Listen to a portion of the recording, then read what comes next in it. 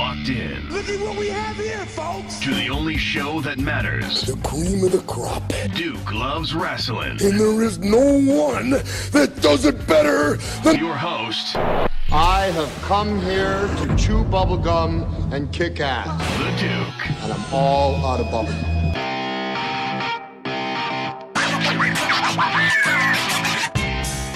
156 episodes, 3 years going strong. Happy anniversary. Welcome to the Duke Loves Rasslin Podcast. The Boston bad boy, you have finally made it. I'm not putting any confetti out or anything. Why not? There's no cake. There should be a party. No. Listen. You don't have any friends to attend a party. I don't so know. why would I throw a party? I don't know you? if that's true. I think I have. I certainly know that's true. I don't know if that. Even after 300 episodes, you have no idea that you don't have any friends, and it's a sad thing. It's a 3-year anniversary.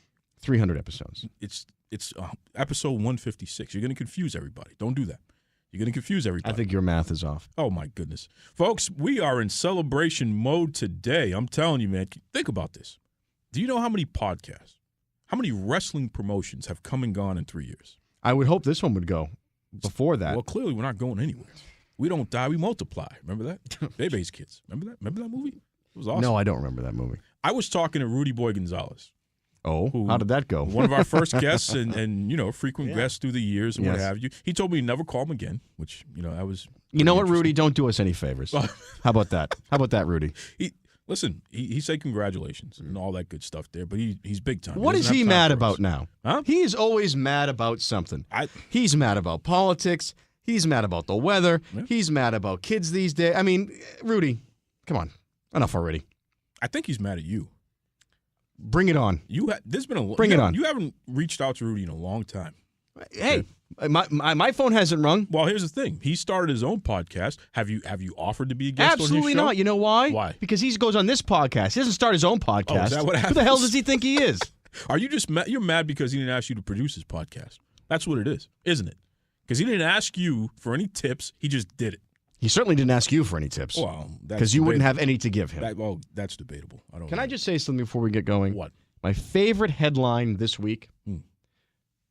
Pelosi says Trump's involved in a cover-up. And I've been saying that for years, and now finally it's on CNN. A big, bold headline. Look at that. Pelosi says Trump involved in a cover-up. Is that why we're going to get shut down? We're going to get shut down because you're starting trouble with WWE Hall of Famer Donald Trump? Do you realize I'm big time now and you're nothing? Okay. I'm okay with that. I don't think you are. I'm here to shine my bright light on you, sir. That's what it is. All right. So over the 300 episodes that we've done together, it's 3 years. We've talked about a lot of stuff above and beyond wrestling. Yes. And I want to start this show a little taste of that, just so you know this is something we would do. We don't have to get deep into this. Okay. But follow me on this one. I'm just going to say this to you, and I just want your reaction. Okay. Harriet Tubman on the $20 bill. Put her on. What's the problem? I agree. Put her on. What the hell is going on with this? Who cares? Why are they picking this fight? Who cares? Why? Put the woman on the damn $20 bill. Is she not a historic figure? Well, here's the thing. Andrew Jackson is on the $20 bill. Okay. Andrew Jackson, relentless murderer. Yeah. Genocidal president of the United States. We need to be able to say that. Absolutely. Killed the Indians. Typhoid blankets. Yep. Native Americans, I'm sorry. And also a slave owner, as many were. Mm-hmm. We don't even need to go there because of the other atrocities. We can look past the societal norms of the time. So okay, we're going to put Harriet Tubman on the $20 bill, but we're going to put Andrew Jackson on the back because this country has no balls. No balls. They should put Harriet Tubman on the front, and they should put Crispus Attucks on the back. Why not? Why not? The first patriot. Why not? Why not? You know why. Well, I know why not. You know why not. You know why not. But what I'm asking now, why is the President of the United States of America allegedly, why is he picking a fight with this? Because he wants you to know that no matter what, he does not care about anyone but himself. Yeah, but that seems going above and beyond saying I don't care. That's more because it was already planned. It was already in the works. Sure. Why are we stopping it now? Because damn it, we can't put a black woman on currency. Is it that? Which I think there's a 100% chance that that's the case. Mm-hmm. I also think there's a 100% chance that let's find the most controversial non-issue to crowd the news out of the fact that Deutsche Bank is releasing my records. My kid is probably going to get indicted. They're coming after my tax returns, and there's no way I'm going to be able to get out of that. And everything I send to the courts is getting kicked back, even by the people I put there. Now, if it was anything other than a civil rights icon, I might say, ha, ha, ha, okay, whatever, it's insane. This is doing damage. Significant damage. Absolutely. Absolutely. A black woman. Let's just hit every nerve ending, and let's just shit on it like we've been doing for 100 and 200 years. Seems to be a par for the course for the administration. It just seems so obviously insane. Yeah. Like there's nothing trying to hide it at all. Here's the part that kills me. What if you did the opposite and championed it and made it a big deal and tried to take credit and did all that? That's a heel turn. We've been waiting for him to take the heel turn or the face turn, I guess. He refuses to do it. He refuses to do it. I mean, that's to me, if I'm the reality show alleged president, right? You have to keep the show going, right? Yeah. What's up next season? Next season, he's the good guy. Absolutely. Look at what Reagan did. Right? There you go. Look at what Reagan did. He walked in taking credit for somebody else's work. Right? A peanut farmer. Took credit for his work. No bullets fired during the Carter administration. Reagan stepped in, took credit. Beautiful. It was smart. Trump comes in, does the same thing. Yeah. Goes too far. Goes too far. Has to go too far. Yeah. And here's the one thing. I'll just go back to the headline, my favorite headline this week. Tell me, you've worked in many different aspects of the world. Would Nancy Pelosi be publicly quoted in saying Trump is involved in a cover-up if she didn't have the guts to back the evidence to back it up? She's daring him to say, prove it. Right. Right? Right? She's daring him to say, because she doesn't want to come out there and she would, in her political area, she can't come out and say something that's just slanderous. Yep. She can't. She wants to look like she's reluctant. The reluctant leader. You've pushed me to say it. You pushed me too far. I have to do this. And I have to say it. I have to save the country. Yes. Sure. I think she's trying to give him enough rope to let him hang himself. That's why she's saying, go slow on the impeachment, because it's just going to get to the point where it's terminal velocity, and they don't have to do much. Is this the biggest pro wrestling storyline going? Absolutely. It's got to be. If it comes out that this has all been scripted, I'd believe it. I'd believe it. Because it's too insane. Well, it's like we're living in it's like one of those television shows where at the end it's all a dream. Sure. We're all living inside of Vince McMahon's fever dream. Yeah, yeah. Like we're living inside an AI that was constructed by the WWE, where they randomly selected someone from the roster. It would happen to be Trump. Sure, let's go. And then here we are. Here we are. So who's next? Would you elect a pro wrestler president of the United States? Well, we have. But would you do it again? Again, I don't see why. I mean, there have been pro wrestlers that have been successful politicians. Sure. Whether you agree with them or not, they've had success. Sure. I don't think that has anything to do with anything, really. Like their career pre. People who are connected to Vince McMahon. Yeah, that's the thing that scares me more than anything. Is he really the puppet master here? Well, is Vince McMahon the true leader of the world? I know you'd like to think that. I don't think it's that much of a conspiracy. They're in Saudi Arabia this weekend, you know. Actually, Friday. Funny how that's when the event is happening. I think that, it's an amazing coincidence. Vince is part of it all. And you know he's riding 4 straight years of record profits. And the next 5 years are going to be the same. I don't know. It's just crazy enough to be true. Like, would go down. Like, if he was one of Trump's advisors, I'd believe it. You know, I'd be like, Who says he's not? Well, like in an official capacity. Sure, I would believe it and say, okay, well, maybe there's. Well, his wife was in the administration. Because, you know, Trump's a guy that wants ratings. Yep. So who's he going to call? Some guy whose job is to try and get them, and who has been doing it for years to try and come up with clever and insane ways to change the storyline. It's all about misdirection. And it's worked. Like if he says, like I could see this Harriet Tubman thing coming from the brains at WWE. Absolutely. Like, hey, Vince, it's Donald. Listen, things are going badly for me. I think I need something. Well, Mr. President. I got it. You take the Harriet Tubman thing, which no one really, it's just on track. Yeah. And you just come out against it for no reason. I thought it was already done. I thought it was a done deal. Why would they stop it? It? Why would they stop it? Unbelievable. It's so insane, and in the end of the day, it doesn't bother anybody. Because in Vince's mind, it doesn't mean anything. But sure. Because at the end of the day, who gives a fuck who's on the bill? Yeah. Most people don't know who's on the $20 bill. And at the end of the day, it's not that important, but it is important when you put it in the context of history. Absolutely. So that's why this is dangerous and murky and gross. Yeah, agreed. It's pro wrestling.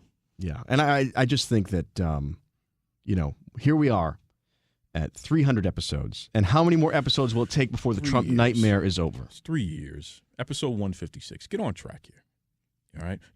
Wait, have we been doing this show entirely within the Trump presidency? Yeah. Maybe when Trump goes away, this show goes away. No, that's not true. It's something to look forward to. We started under Obama. Don't try your nonsense. Don't blame Obama. What? I'm blaming Obama.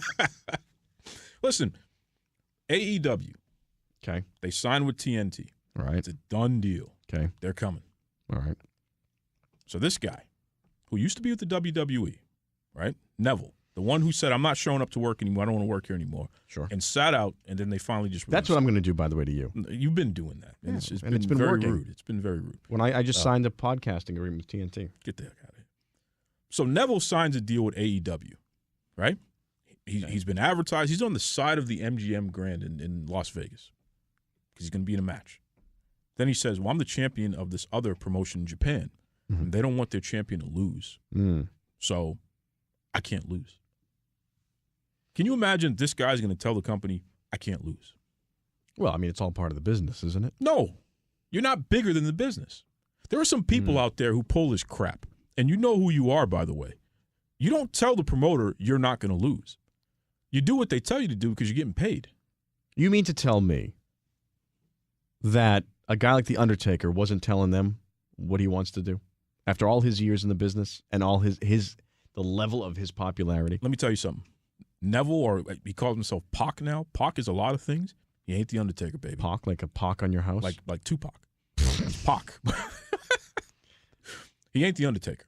Maybe they get a hologram to wrestle, and the hologram won't lose, like the Tupac hologram. That could be it. And he doesn't lose, but the hologram can lose. How come we've not done a hologram a wrestler whose gimmick is that he's a hologram? It's happened. But no one else believes him. No one else believes him. Sure. I just don't understand who somebody you're going to tell people you're not going to lose. Who are you? Who are you? I tell you every week I'm not going to do this show. Yeah. And you keep roping me back in here. Here you are. It's the 20-year anniversary. Of this show? No. Of the passing of Owen Hart. He was hooked up to a harness. This is such a ridiculous, even to this day, it's such a ridiculous. Yeah. Something happened. He dropped in the ring. Done. You know what it is? It's like the last hangover of the old circus act. Like they were still flying by the seat of their pants with safety and all that stuff. Could you imagine that happening today? Oh my God. Please. It'd probably put them out of business. Yeah.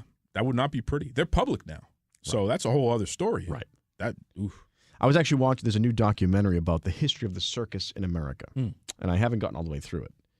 But it's WWE top to bottom. Sure.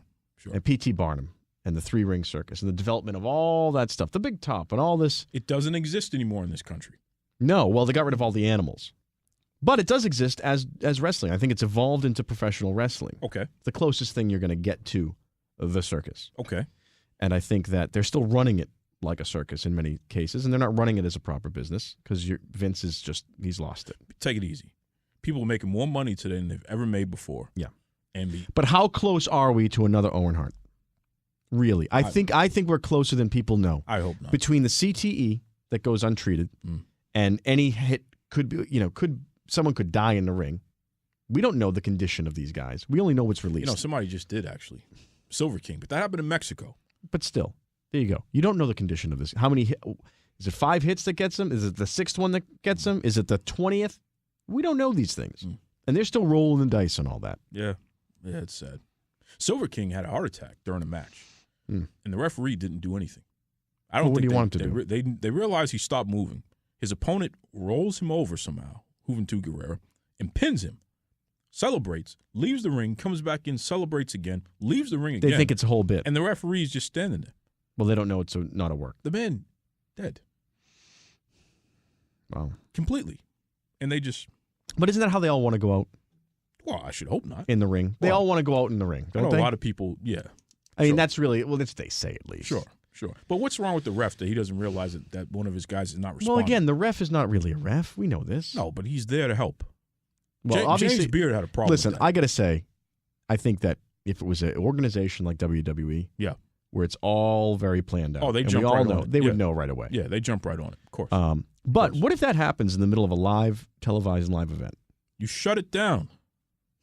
How does that work, though? But how does that work? That's not a business plan for them. You flip to something that's pre-recorded, or you go to commercial, you figure it out. Yeah, obviously. But it's a disaster. And it's, you know what? In social media, chink, chink, chink, it's going right People out. get hurt all the time. That's no, I'm talking dead. Yeah. Dead is not. Dead is a whole other level. Owen Hart, it happened. But again, that was 20 years ago. Yeah. Imagine that now. That picture is everywhere. They cannot get away from it. They can't change the narrative. It's all about how you handle it. Did you do the right thing? Exactly right. But even still, they could have a medvac land on the middle of the ring in 3 seconds. Doesn't matter.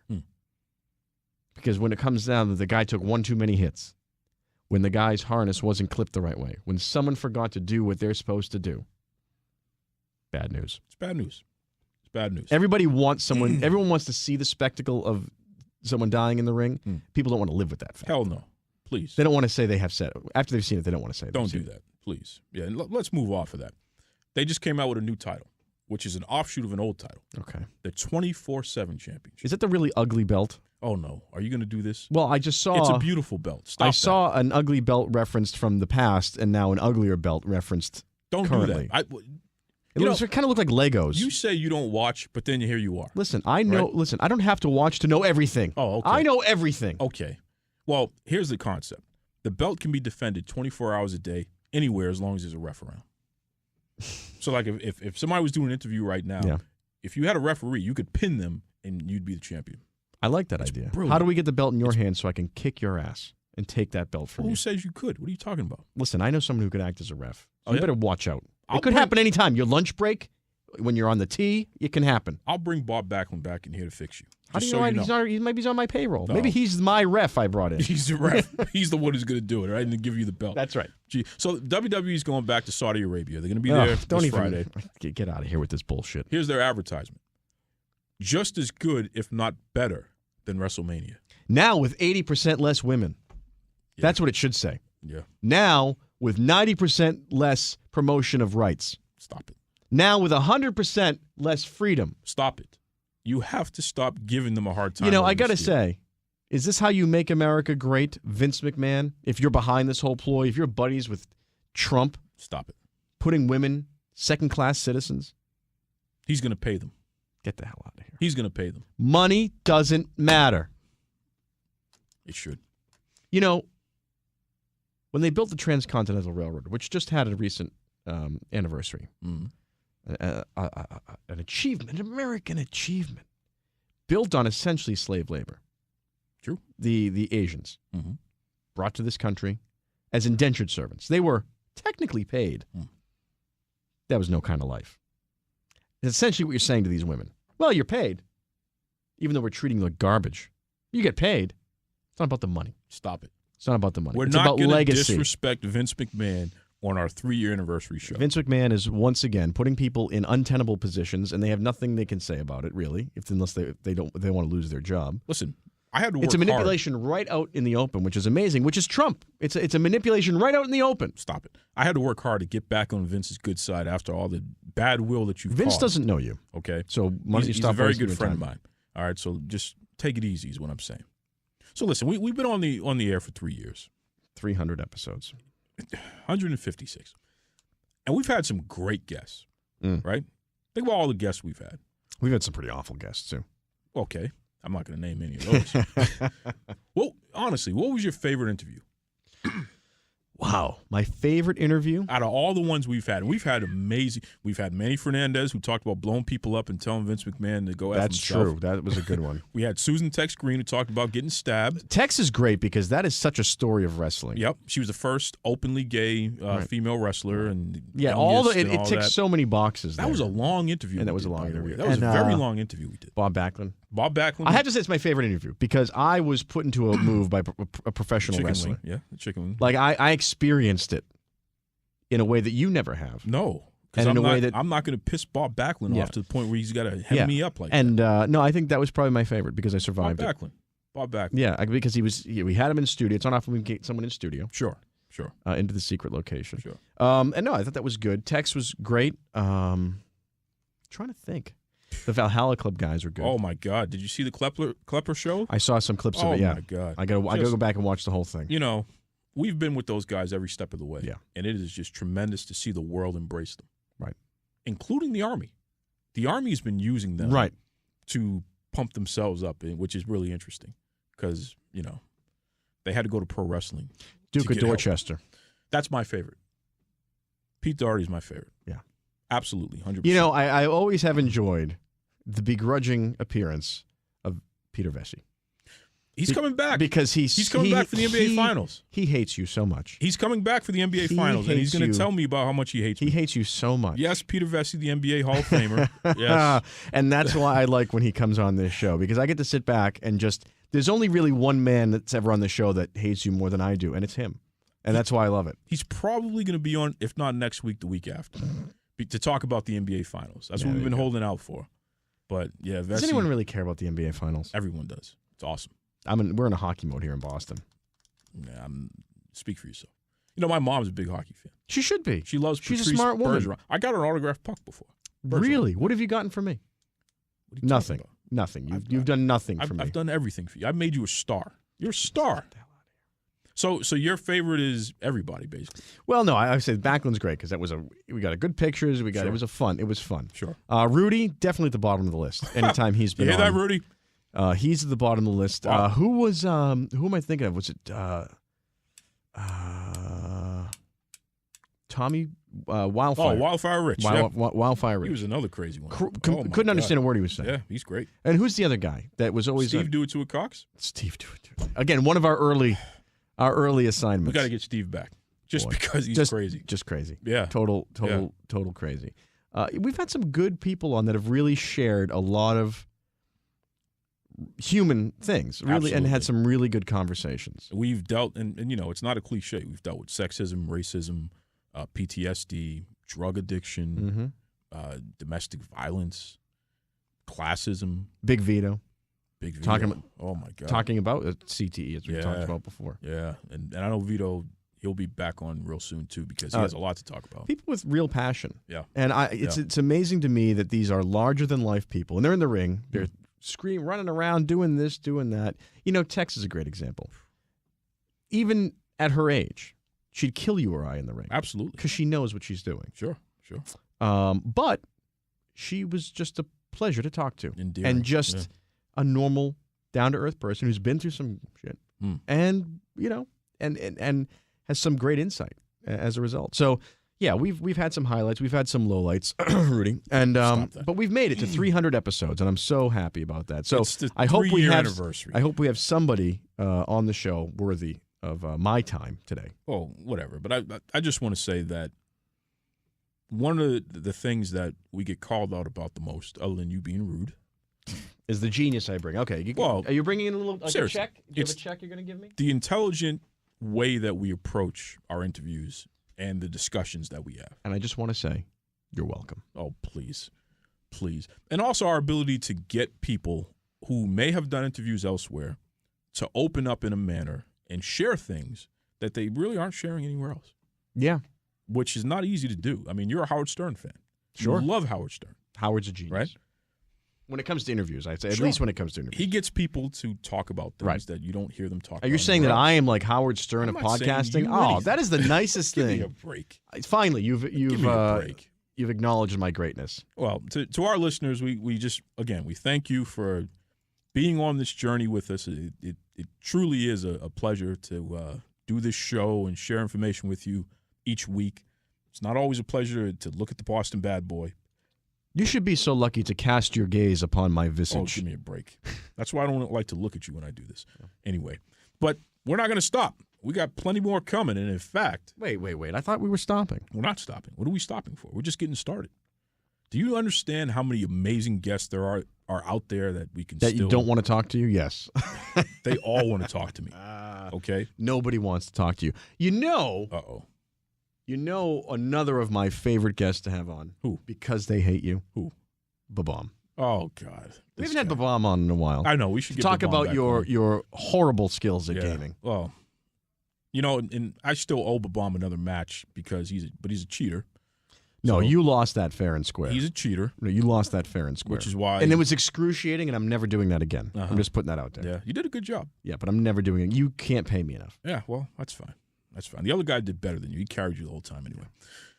Trust me, I know how that feels. I carry you the whole time during this show. Give me a break. Give me a break. Well, we're not going to stop. We got plenty of great guests coming up, and some of our favorites, Lavelle Porter, some of our favorites. Yeah, where's he been? He's been around. He's busy posting a lot of dad jokes on Facebook. I know. He's going to get his act together. He's launched his own website, Black Rabbit. He thinks he's better than us now. I know. He really does. He does. He really does. Yeah. Old Man Wade, all these. We've been the launching point for a lot of people. Boy, no one actually successful, but a lot of people. A lot of people. Well, no, they've gone on. The progressive liberal. Yeah. They become big stars after being on this show. I'm telling you. He should do the heel turn and become a Trump guy now. Can you imagine? That would be the thing. That's where you got to go. That's a natural way. Or he goes like libertarian. We should tell him and just that. mess with everybody. We should tell him that. Progressive liberal, if you were hearing this right now, I trademarked that. You can't use it now. Oh, if you use that, I'll sue you. That's how you stick it to him. I'm going to sue you. There's a guy, before we get to our guest, because we got a great guest that we need to get on the line, Tony Batista. He's a kid out of Texas. He's in the military. All right. He's been mouthing off, talking about me. Good. In a manner that's unacceptable. No, I think I totally sanction that. Whatever it is, I don't even know what he said, but I sanction it. He did an interview somewhere else where he didn't mention my name, but we knew he was talking about me. I just want to tell him, with a dippity-doo in his hair, a little pretty boy, I will find somebody to mess you up. Don't play with me. Don't play with me. I don't care who you think you are. Okay? There's a reason why I've been around for 3 years, pal. You're a sick individual. I know Al Snow. I know Big Vito. You know what's funny? It's 300 episodes, not 3 years. It's been 3 years. What's wrong with you? Just saying. Don't make me send some. I sent Rodney Mack down there. He didn't get the job done, but that's okay. I'll send somebody else. You want to? I'll send somebody else. I don't care he's been in the military. Don't play with me. All right. That's what I'm saying. I think you're losing it. Okay? I think you're 3 losing years, I've assembled some power in this place. Who do we have on the line? Can we move on, please? All right. Let's get our boy Reed on the line here. Hello? The Black Burt Sugar. We're talking about the man from Pugilism Company, the one, the only, Sean Reed. Reed, how you doing, brother? Brother Duke, what is going on? Same soup, just reheated. Listen, the Boston Bad Boy decided to show up to work today. And also known as the White Muhammad Ali. Just thought I would have White Muhammad Ali. I float like a butterfly, sting like a bee, especially when the Duke is around. He needs to be straightened out. Oh, yeah, sure.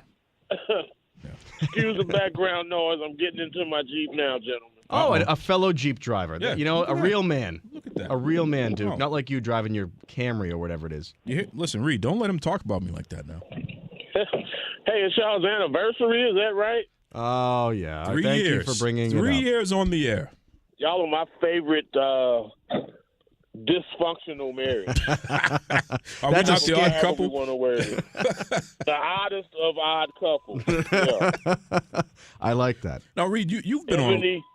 Ebony and Ivory living in imperfect harmony. We're going to sing that at the end of the show. I have all the music and the lyrics. Oh, my God. We need to. Give me a break. I'm real talk. One of my dearest friends is 6'6", like 300-pound redneck cowboy dude. And me and him sang Ebony and Ivory one time at a drunken Christmas party for our job. Unbelievable. That's amazing. And you know what? There's actually, at my office, there is a talent show they're doing in a couple of weeks, and maybe I'll bring the Duke in to do Ebony and Ivory. I'll dress like Paul McCartney. You can dress like Michael Jackson. Maybe not. For real, nothing lightens the room or the mood. brother, and then a white guy doing that. Why That's not? right. What's wrong with it? The closest we got to that, Reed, is I took him out for some yak, and I even gave him a black and mild as well. And I never recovered. My life has never been the same. That's a true story. Oh, Lord. You can only imagine how well he stood up after that. Whew. My guys. Damn right.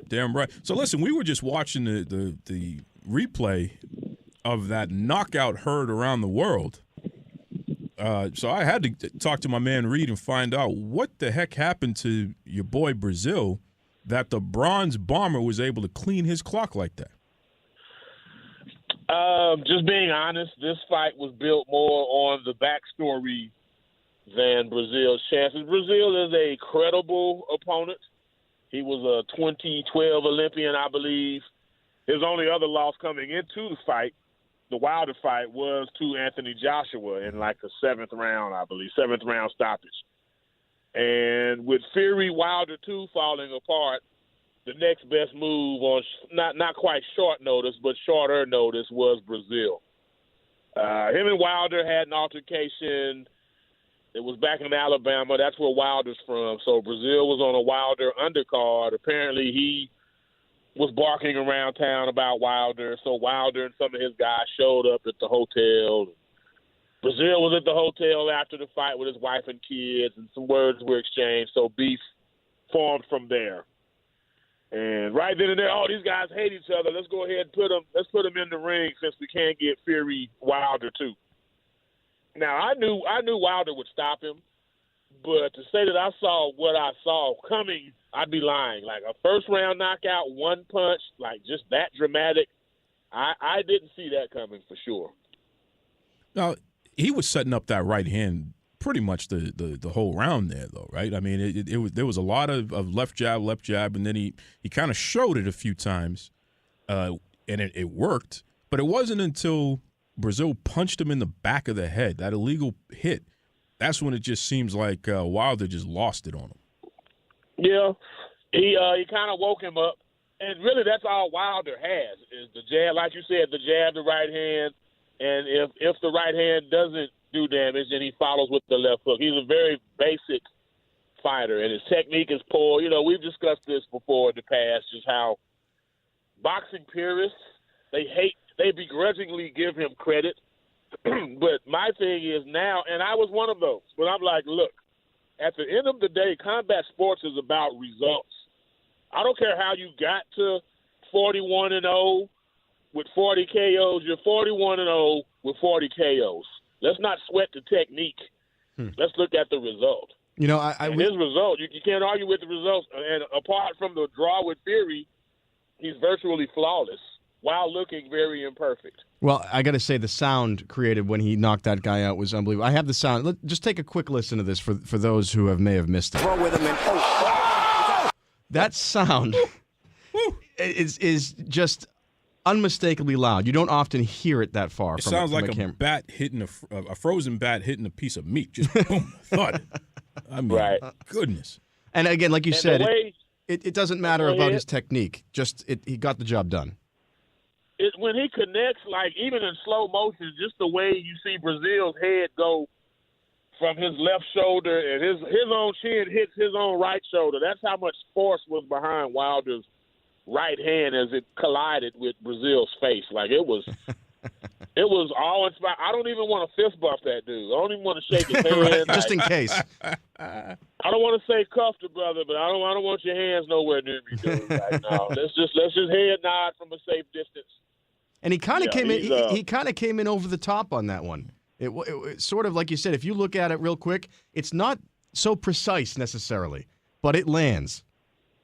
In this case, it helped him. Brazil is 6'7" and was a stationary target. Mm-hmm. Tyson Fury's 6'9", but Tyson Fury would have pulled back, ducked under. You know, he wouldn't have just been sitting there looking as the right hand was approaching. In slow motion. He's a higher caliber fighter, fighter than Brazil. Reed, what was the controversy about a week before the fight where Wilder did an interview and he said some things that really, I mean, literally, the boxing community had to come out with a statement over what Wilder said leading up to the fight? It traces back to the beef that I told you about earlier. So with that, Wilder said, he kind of goes to a dark place in the build-ups to his fights, especially if he has any degree of backstory with the dude. In this particular case with Wilder, he was saying, hey, y'all know I may just catch a body this one. I've been telling y'all I've been wanting to catch a body before my career's over with. And he was saying Brazil better not have his kids at ringside, or else they see their father die.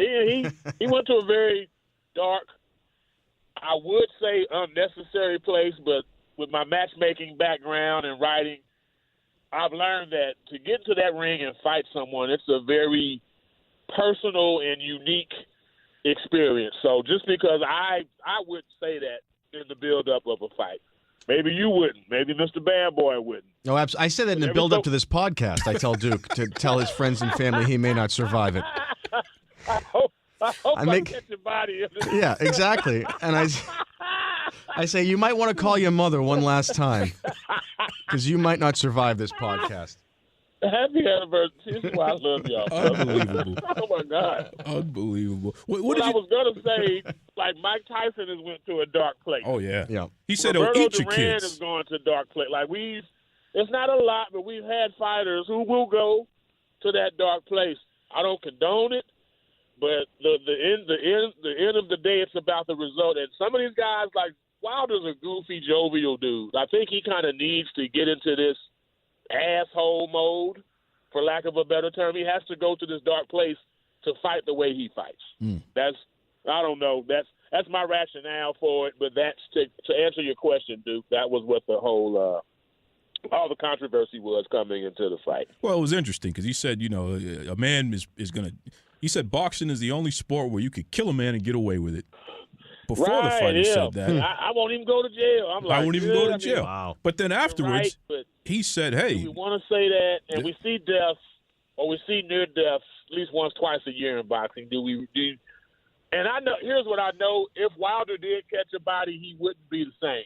yeah, And there were fighters who've killed men in the ring who all spoke up like, "Hey, I kind of know what he's trying to say. He just doesn't realize what it is to be on the other side of that." I hope he stops saying that before his fights because he'll regret it if he's talking like that before a fight and then actually kills that guy. He'll never be able to live with himself. But ironically, in a way, that's why people watch boxing, because someone might die. There's not many things. There are not many things in our life like, and this. I'm not going to go too historical here, but back in the day, 100 years ago, there was a lot of death around. People were dying of all kinds of rudimentary, idiotic things. You know what I mean? Machinery accidents, and people died of the flu on a regular basis. And now, I mean, at least in America, we live in a pretty scrubbed society where it's like the Roman games. We live in a comfortable life. We want to see someone maybe die. So it only makes sense that the publicity pushes then to the next level. And the boxers themselves feel like, well, I got to take it to the next level and talk about how I might kill this guy. Which, again, the reality of that is a stark difference than talking about it. Right. Like me as an avid watcher, I know he doesn't mean it the way he's saying it. But to a casual viewer, maybe you just clicked on ESPN and that's your introduction to Deontay Wilder. Like, I totally get both sides of it. I totally do. We had a guy, and you brought up his name, Tyson Fury, who fought Wilder, and Wilder completely knocked him out. And then when Fury's head hit the mat, it woke him up, and he was able to get up and survive that match. That's the only blemish on Wilder's record where that was a draw. Fury did an interview on ESPN with Stephen A. Smith and the folks there on First Take where he stated that the reason why he and Wilder haven't fought again is because that fight that Wilder just did on Showtime, it didn't have enough viewers. And if we're going to fight, let's make it a big money match. Let's do it on pay-per-view, do it right, what have you. What's going on here? I mean, in your opinion, I know Tyson Fury, I believe he just signed with – did he sign with ESPN? Does he have a deal exclusively with them? I can cut straight to the chase, not taking any sides. I'm just giving you factual, easily verifiable information. So I believe the fight was May 18th, I believe, last Saturday. That same date when Wilder fought Brazil, contractually he had sent a deal to Tyson Fury for that date. For the first fight with Fury, I believe Wilder got Fury got like 53 or 43% of the purse, which means Wilder got the extra portion on the other end. So Wilder got the lion's share of the purse for the first fight. He sent Fury a contract 50-50 for a rematch on which would have been last Saturday. Fury sat on that contract for anywhere from 5 to 6 days. And then out of nowhere, it's announced he signed a 5-year, $120 whatever million deal with Bob Arum, who has the contract with ESPN. What I know about boxing business, after seeing the first Wilder-Fury fight, Bob Arum, he made a smart business move. He cut his competitor, which is Premier Boxing Champions, who put on Fury-Wilder one. He cock-blocked their rematch, their biggest heavyweight fight to make, and he signed Fury to a deal. That's what that was about. So Fury, he's kind of talking around the issue. He could have still not signed the ESPN contract. I'm not saying he was scared of Wilder. I mean, you just saw he was in the ring with the guy. And to me, he beat him. Yeah. But at the same time, he didn't have to sign that contract necessarily, and he could have fought Wilder, which would have been last Saturday, had he wanted to. So do you see that fight happening anytime soon? I mean, that's the fight that everybody needs to see. They'll fight again. Bob Arum wants to get in on it. For Fury's sake, I mean, it wouldn't hurt him to have a couple more fights. I think he would want to fight Anthony Joshua first, though. Anthony Joshua's fighting June 1st. I think Fury would want to fight him first and then go after Wilder again. Wilder's got that. I mean, he's the least skilled dude. He's been boxing the least amount of time, but he's the heaviest hitter. He's that guy you just don't want to get hit by. He's the biggest threat in that way. He has the biggest one-punch chance of beating any of them. And even Fury, having gotten a draw with him, can attest to that.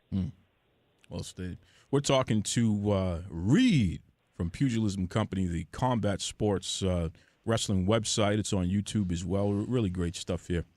Reed, let's switch speeds for a second. UFC signed a deal with ESPN, and ESPN has put the UFC content on their ESPN Plus platform, which is a streaming platform. Is that hurting ESPN? Well, excuse me, I take that back. Is that hurting UFC? Because now they're in a situation where there's actually less UFC content on cable television, unlike the deal that they had with Fox Sports 1, where there was just an abundance of UFC content on FS1, and you could find that anytime, any place. Now you have a situation where you literally have to go to the streaming site just to get any UFC content. Ironically, Duke, the same ESPN Plus app, Bob Arum, who I just mentioned, he runs the boxing side of that. So Fury's a part of that. Fury's next fight will be on that ESPN Plus app that you just mentioned. Unbelievable. I see ESPN, and I think they're owned by Disney, if I'm not mistaken. Correct.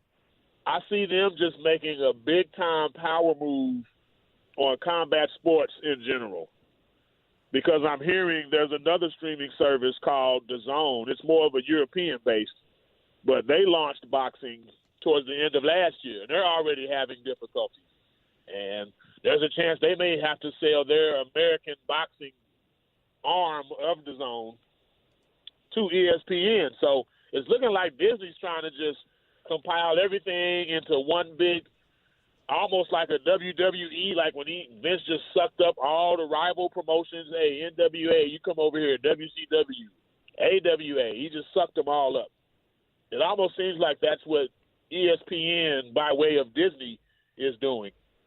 I agree with you. There's fewer UFC fights available, but at the same time, the Fox network that they were on, they just didn't have the availability to show it. I mean, they had an overabundance of availability, is what I'm saying. They had to show something, so they, by virtue of that, UFC was benefiting and had all of their countdown shows and greatest KOs and greatest finishes. All those type of shows could be featured along with the countdown shows. It'll help them in the long run, but I agree with you. It has been kind of a slow start for them. You know, I think, well, is it possible, I guess I should frame it as a question, that we have hit peak UFC? And that's a move by ESPN and company to realize, okay, you know, maybe we're a little oversaturated. Let's try and put a little velvet rope on this and try and bring it back to sort of the exclusive content that it once was. Here's the problem. UFC, they overmatched their guys. Boxing's been criticized. Oh, there's too many belts. The best don't always fight the best. That's kind of what the UFC built themselves on. Right. And it worked. But once you have established stars, I'm sorry. For the sake of your business, you can't continue to match your top stars against the toughest possible person, fight after fight after fight after fight after fight. Right. You just can't do that. It's not sustainable. So let's say you have 4 fights in a calendar year. Okay, yeah, 2 of them need to be against badasses. 2 of them need to be 50-50 fights where we're not sure who's going to win this fight. The UFC, they got so caught up. Like, look at Ronda. So Ronda gets beat by Holly Holm. She takes some time off. Her first fight back is really against Amanda Nunes. Like, really? Yeah, unbelievable. Unbelievable. Like, really? They didn't protect her. They're letting Conor McGregor make his own decisions. He came back and beat Diaz in the rematch, but he never should have fought Diaz in the first place. That should never happen. You move up 11 pounds or move up 15 pounds on 11 days' notice and fight a Brazilian jiu-jitsu artist, and then you lost. That should have never happened. He should have never came back from not fought anybody in the octagon in 2 years, and then you're fighting Khabib, who's undefeated. Like, they got to save him from himself. He should have taken a tune-up fight to make him look good and then fight Khabib. Well, I think this is echoing the WWE, which is bad talent management. They don't know how to do what you said, which is pace it correctly. They get a bunch of stars and they ring them almost literally to death in some cases, and it leads to this uneven, lumpy kind of performance and show for the audience. Now, their approach did work. It worked, but didn't work with John Jones. John Jones was the one guy. Just feed him anybody. Whoever the best is you think you have, throw him in there with Jones. But Jones was a fuck-up, as he's proven. Like, you know. You throw him in there, well, he may not pass a drug test, or he may run into a pregnant lady's car and run away from the scene, you know, with a bowl in his hand. Yeah. Like, he's just, you know. Well, that's the thing, right? Him, Duke. Happy anniversary. I had to. Yeah, I knew you had to. I knew you had to. But that's the thing, right? They take somebody who is so unstable, and they built an expectation around that. They build an expectation around a guy like Jones that, you know, okay, everybody wants to see this guy chew up and spit out opponents, but he's mental. You can't. It's not sustainable. And then you take other guys who just can't pull it off physically against younger talent or faster talent or talent that's been out there doing it when they've taken time off. It's all uneven. It's all for the short return. Like, let's throw this big thing together. It may be a disaster. It may be not.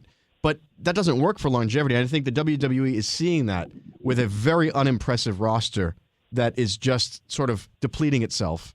And I think the physicality of UFC makes that more apparent because people do actually get hurt in the ring and have to take significant time off. Less apparent in the WWE. But I think it's bad talent management. It's short-term goals versus long-term development. And I think that's why we're getting this lumpy up and down. Sometimes the UFC is great, and there's all these great matches, and there's a great buzz around it. And then it kind of goes away because, well, you have guys getting knocked out in the ring who should have been good, and it just nothing makes sense anymore. Here's my thing, Mr. Bad Boy. I always blame millennials. It's millennials' fault. We're packaging the product to fit their attention span. Exactly right. Well, that doesn't work across the board with everything. Right. In combat sports, people need to be built. You need to have a vested interest in this guy. Right. You need to have that. So let's get him a tough fight. Oh, he won that tough fight. Let's maybe match him with this guy here on free TV. Right. This guy will fight hard, but we think this other guy will knock him out eventually in a real entertaining fight. I don't see anything wrong with that. Right. I don't see anything wrong with that. But there's no building. There's no, let's just next toughest guy. You don't care if their skills match or make for a good fight or not. You're just throwing them in there based on ranking. Well, millennials never saw. That's to pacify the millennials, I believe. Millennials never saw Rocky, right? A movie that exemplifies the story over the fight itself. Rocky loses in the end, but we believe in the character so much, we're all in. We're all in for the spectacle. And it doesn't matter. A millennial would fast forward to the end and wonder what happened.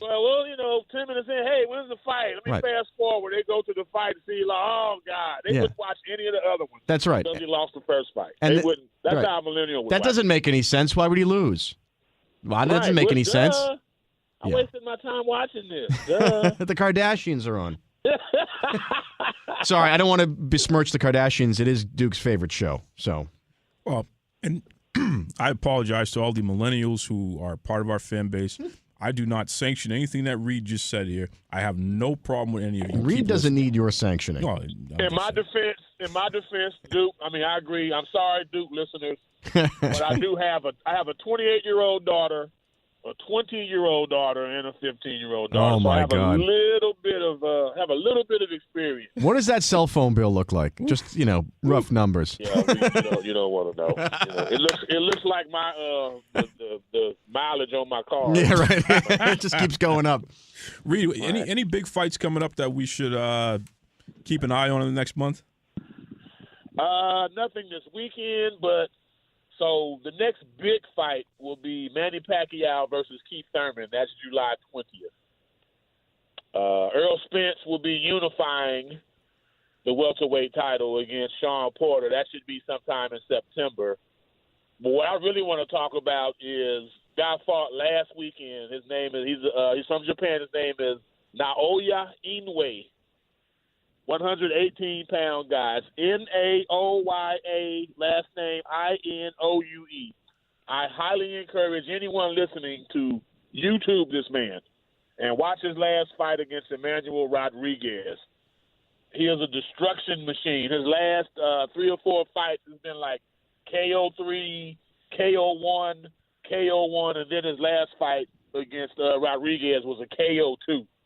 He's a smaller guy, like destroying these dudes. If you just want to see good boxing, good strong finishes, technique, all of that, and you don't care about the region, or if you're like, oh, I don't want to see these little guys fight. If you want to watch a good boxer, I encourage you to check out Mr. Inoue. He's my favorite fighter to watch right now, bar none. And he's Japanese. I mean, those are my peeps there. Shout out to all my Japanese folks out there. That's awesome. You don't have any Japanese friends. Well, I like to believe I do.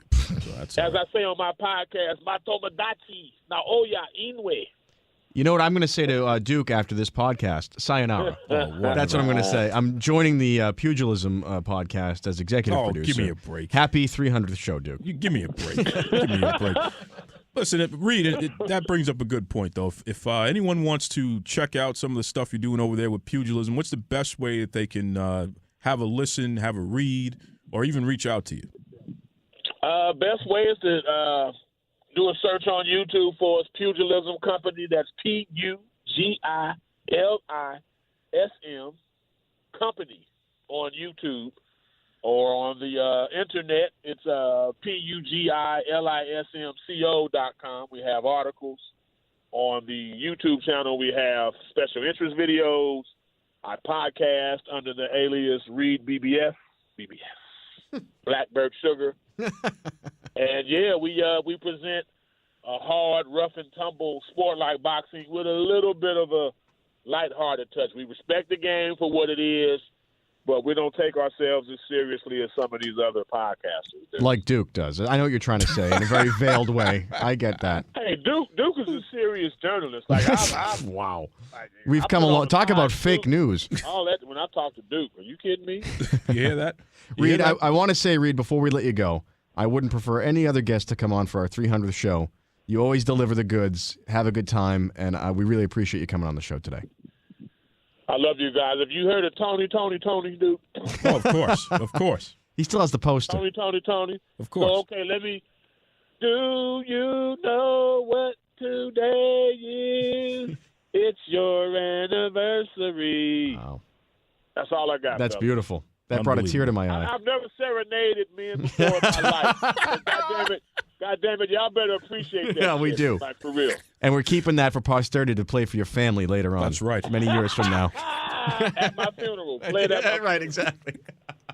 Hey, love you guys, man. Happy anniversary, fellas. Thank you, sir. You know, it amazes me how we can have such a great time. Yeah. You're welcome. And in front of our guest, Sean Reed, who's a legitimate, combat sports analyst and very good at his job, by the way. Sure. I mean, I searched far and wide to connect with this guy because of his reputation in the industry. But, this legitimately gets heard by the world. So when you continue to refer to this episode as a 300th episode, when it's our 3-year anniversary, which means it's episode 156, why are you embarrassing the entire brand by not getting it right? It feels like 300 episodes. But it's not. You know what? It's whatever episode I say it is. No. Why are you putting me in a bad mood here? We had a nice conversation. I just can't understand how you don't know what episode it is. What do you mean you can't understand? What's wrong with you? I hate doing this show with you. Oh, my God. How about that? Does that clarify Give me a break. Listen, I'm in a good mood. 300th episode. We're just about done with it, and we can go, right? No. And 300, that's it. That's a good number. It's not 300. It's 150. Did Seinfeld have 300 episodes? I don't think so. No. Cheers? So we're bigger than Seinfeld. Look at that. I mean, The Simpsons have definitely had way more than 300 way episodes. more than that. Yeah, they probably got like 1,000 episodes at this point. Yeah, So I think that 300 is a good place for us to stop. Is it? Yeah. And so today is it. We got like another couple years to go if we're going to hit No, 300. this is the 300th episode. This is not the 300th episode. I'll be the judge of that. Well, Do you have anything else you want to talk about learn today? how to count. Well, it's interesting, and like we said, folks. In fact, we have a couple of messages, and I'm not going to play every message. So we've done that the last couple of years. So who do you have from your cavalcade of circus sideshows to show up on this show today? Well, the young professor was gracious enough to send us something. I haven't heard it yet, but he was gracious enough to send us something. So let's hear what he has to say. Greetings to Duke and the Boston Bad Boy. This is professional wrestling ring announcer Matt Grafer and my daughter, Morgan. And we just wanted to say congratulations to you guys on 3 years of the Duke Loves Rasslin Podcast. And thank you for helping me share my speech with Paige.